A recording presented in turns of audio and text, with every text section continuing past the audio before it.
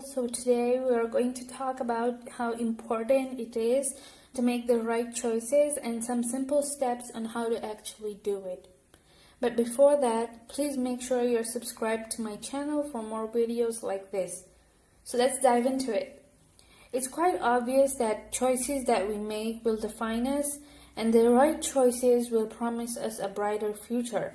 Therefore, we must be good at decision making. So the first most important step to help you make a decision is to clear yourself. Motivate and inspire yourself to make the right choices.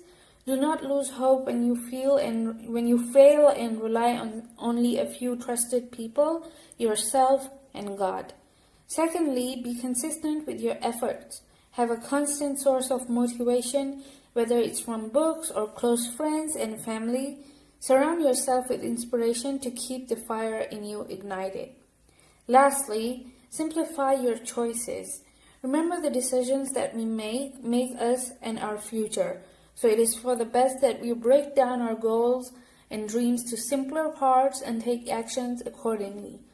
Let's not confuse our brains with too much choices to choose from. It can lead to poor decision-making skills, so let's avoid that.